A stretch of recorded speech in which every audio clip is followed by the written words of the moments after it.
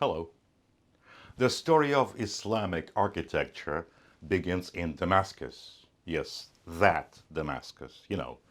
The city where Paul the Apostle was headed when he had his meeting with the Savior. The story is well known among the Muslim educated class and naturally the clergy. The Umayyad Caliph al-Malik, sitting in Damascus, which was the capital of the caliphate, hired a Christian architect from Constantinople to construct the Dome of the Rock, not in Damascus, but in Jerusalem. His reasons were political as much as theological. Why a Christian architect specifically? Because Muslim architects weren't there yet. The caliphate was young.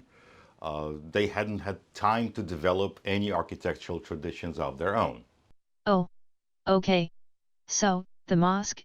No, the dome is not a mosque. It's a shrine. It needed to be awesome to lure pilgrims away from Mecca and Medina because Mecca and Medina were under the rule of a rival caliph. It needed to be tall. Prior to its construction, the Church of Holy Sepulchre, on which the dome is modeled, was the tallest building in the area. So the dome needed to be taller. It had to contain a spelled out message. Al-Malik explicitly declared Muhammad as the definitive prophet by commissioning a Byzantine mosaic inscription inside, 783 feet long, which blended early variants of the Shahada corresponding to the Nicene Creed and the Apostles' Creed in Christian churches, in which Muhammad's status is repeated multiple times along the inner and outer octagonal arcades. And it reads, "In the name of God, the merciful, the compassionate, there is no deity except God. He is one. He has no associate. Muhammad is the servant of God and his messenger." This accomplished a number of things. It effectively separated the Muslims from Christians and Jews. Prior to that, anyone who worshipped the Lord was a fellow believer. Even though non-Muslims, however monotheistic, were still obligated to pay an extra tax, often exorbitant. The inscription effectively branded them as infidels, to their infinite delight, I'm sure. It also marked the beginning of the Islamic Golden Age, which went on for a while with major architectural breakthroughs in Baghdad, the center of Islamic culture, and in and around Cordoba, a separate caliphate that the Baghdad aristocracy viewed as a bunch of upstarts.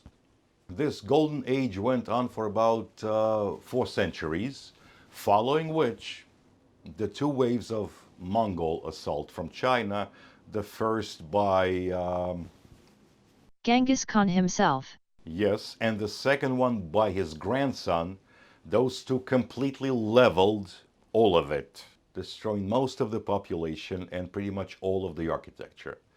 The Reconquista shut down the western branch and the Golden Age ended. But the memory lived on. So when the Ottomans, initially a minor Turkic tribe, came into power and began to reconquer the territories, when Mehmed II sacked and captured Constantinople, he did not have to start from scratch.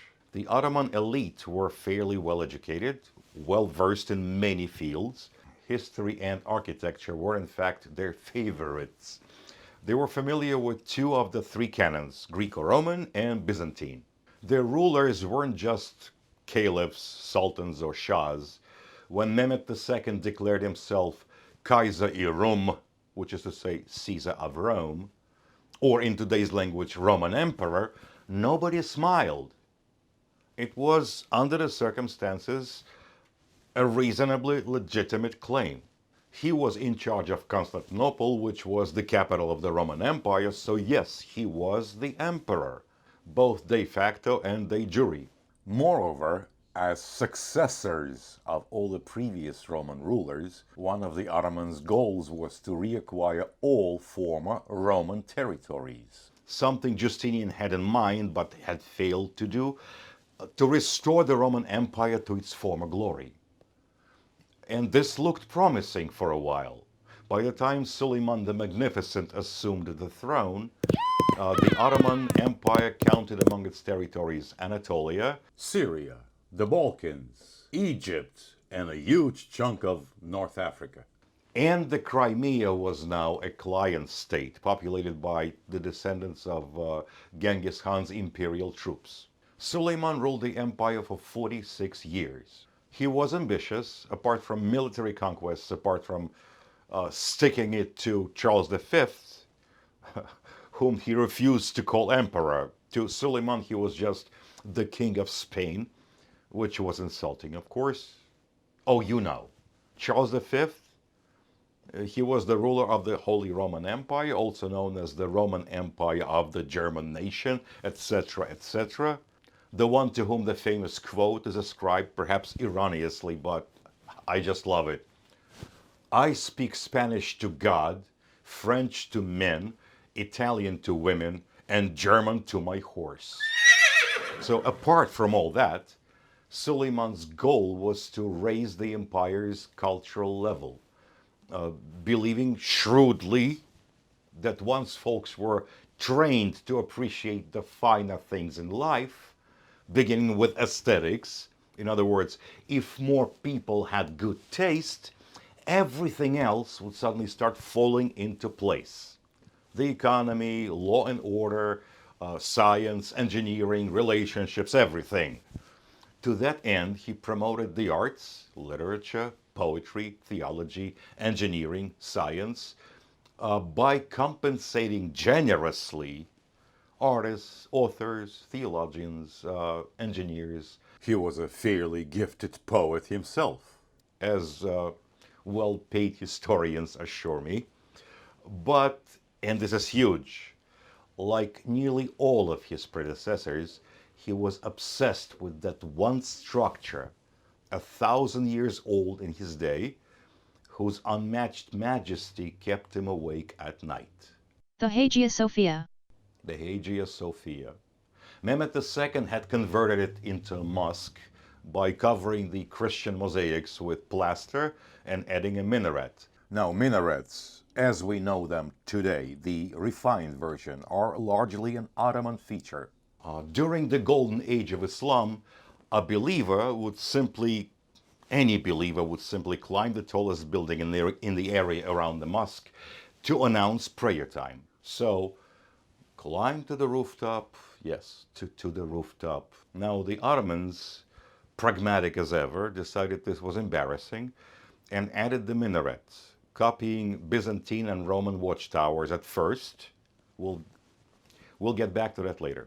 The original church, the Hagia Sophia, was commissioned by Emperor Constantine and finished in... Hey, Scheherazade. I'm not Scheherazade, I'm Lady Helen. Good, Lady Helen. A little help here, please? 537. Thank you. It was completed in the year of our Lord 537, which is to say 1,000 years before Suleiman assumed power. The original dome collapsed in an earthquake 2 years after construction. It was too flat. In the following centuries, engineers tried various solutions, but nothing seemed to work. Come the next quake, boom, no dome. This would be rectified under Suleiman's rule, but let's not get ahead of ourselves. So yes, he was obsessed. He had to show to the world, to the Christians, and perhaps more importantly to Arab aristocracy in neighboring territories, that the Ottomans could improve upon grand Christian designs, and that the Abbasids, let alone the Cordovans, the great caliphates of the past, couldn't hold a candle to Ottoman ingenuity. He needed an architect, a local, to whom he could entrust the project, who would build for him a mosque, many mosques, each superior to the previous one, and eventually one of them would surpass the Hagia Sophia in every aspect. Finding the right architect took a while. Good help is always difficult to find. Right. So Mimar Sinan was captured during one of those devshirme raids, the blood tax. He was born in a village controlled by the empire. Scholars are still debating whether he was of Armenian, Arab, or Greek descent. One thing is known: the family was Christian. Muslims were exempt from the blood tax. By the way, a quick word on how we keep this channel running. If you like exploring unusual historical and cultural turns and twists, I post regular videos over my Patreon page on everything else, from Veri to cinema to science, religion, photography, and art. Subscribing there is the absolute best way to support this channel. Please do so. Much appreciated. The link is in the description. Technically, Sinan was too old. Too old. He was 21. The law required enslaved boys to be between 8 and 18. They were easier to convert to Islam and to indoctrinate. But laws can be bent, especially when you're rich and powerful and have needs. Sinan was a skilled carpenter and mason that immediately made him valuable. A new military campaign was about to begin. He was sent directly to an auxiliary military school where he was trained on the job to be a military engineer, building bridges, fortifications, barracks, and whatnot. He very likely served in the army during most of Suleiman's military campaigns. Moreover, even prior to his sudden rise in status, the two must have known each other. The possible reason why the rise came so late was Suleiman needed a military engineer whom he could trust. Was Suleiman suspicious by nature? Let's just say he was the opposite of naive. He did not trust his own people, Muslim aristocracy, Arab or Ottoman, with their family traditions, grudges, intrigue, always ready to stage a coup d'etat at the drop of a Khorasani kavuk. Thus, the majority of his officers and statesmen were converts from Christian villages. They had no families. They depended on the Sultan entirely and exclusively, and they were fiercely loyal, because those who weren't loyal were dealt with swiftly. Now, that's pragmatism for you. And the girl? Her name was Hurrem Sultan. Her other name, Roxelana. Her Christian name is unknown. The last remaining pocket of the Mongol Empire was the Crimean Khanate. In the Crimea? Well, if you insist. The Crimea is a type of territory that seems like an amazingly juicy prize until you've captured it. It's been controlled by ancient Greeks, Romans, Byzantines, Kievan Rus, Genoese forces, Mongols, the Russian Empire, the Soviet Union, the Ukrainian Republic, and presently the Russian Federation.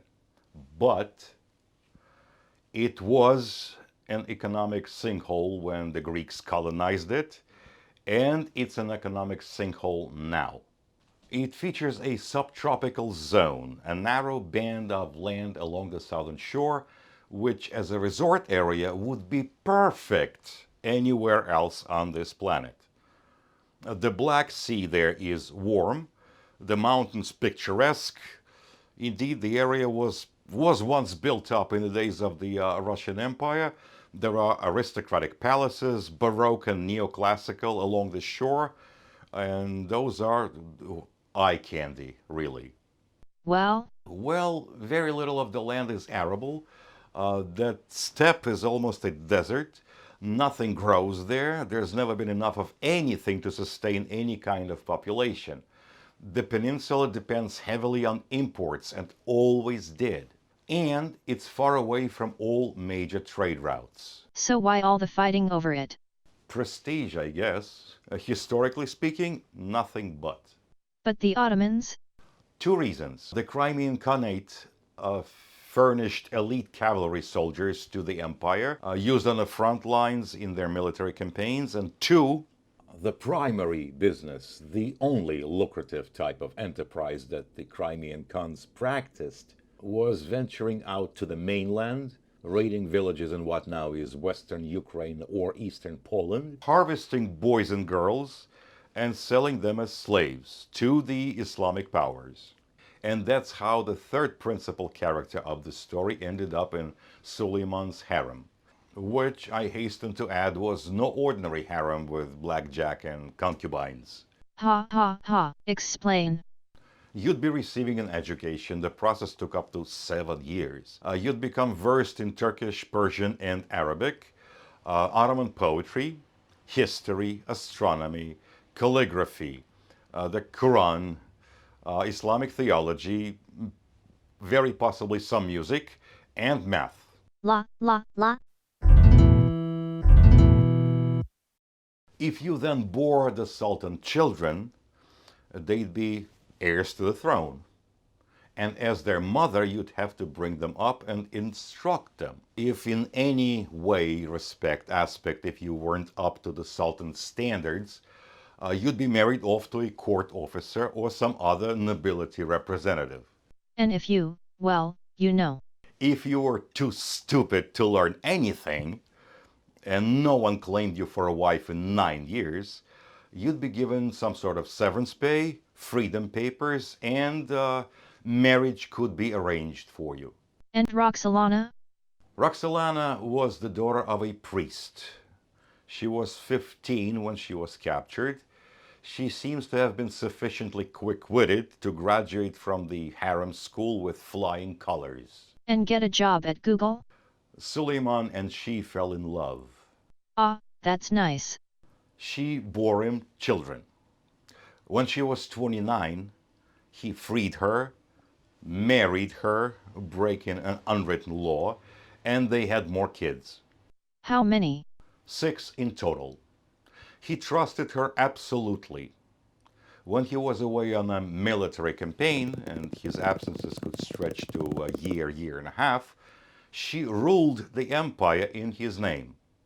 She negotiated and signed treaties, she gave orders, and during one of the campaigns she commissioned Sinan, the military engineer who had not joined Suleiman on that particular adventure, she commissioned him to design and build a large complex known today as the Hagia Sultan complex, with a mosque, a hospital, a primary school, and a soup kitchen, which he did and was generously compensated by her. She was fully in charge of the imperial treasury.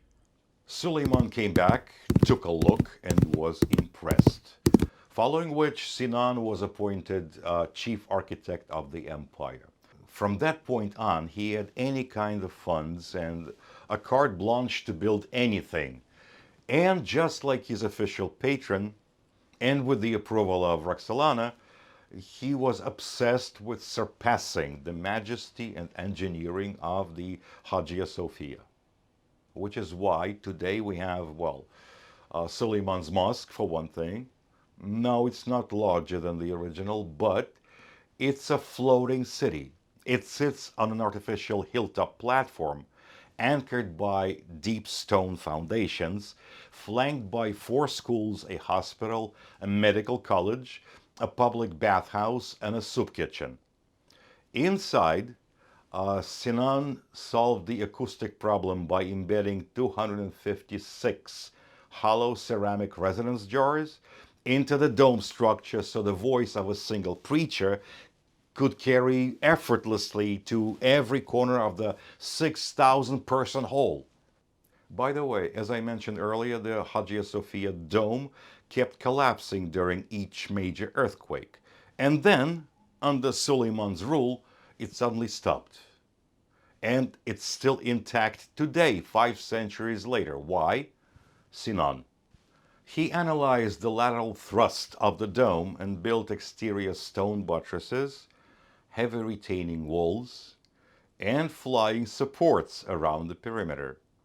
In other words, he encased the vulnerable 6th century structure in an external stone exoskeleton. It is possible he got the idea from Gothic architecture he had encountered during his patron's campaigns in Germanic territories. Eventually, he did reach his goal. The Selimiye mosque in Edirne is in fact larger than the Hagia Sophia, and the diameter of its principal dome surpasses the original, yes. The mosque is supported by 8 octagonal pillars, creating an unbroken column-free interior space that Sinan proudly declared his ultimate triumph over the architects of emperors Constantine and Justinian. Roxelana died 8 years before Suleiman's death. Suleiman was devastated.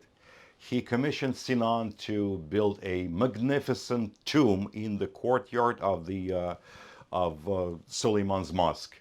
Roxelana's octagonal mausoleum is lined with exquisite tiles depicting paradise gardens.